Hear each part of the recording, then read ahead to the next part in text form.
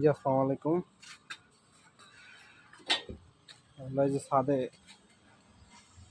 গার্ডেনের কাজ করতেছি।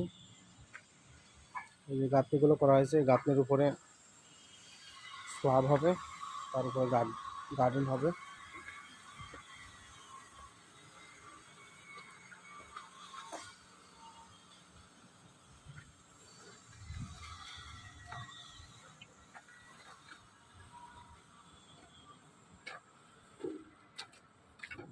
এখান থেকে শুরু করে এই সাইড দিয়ে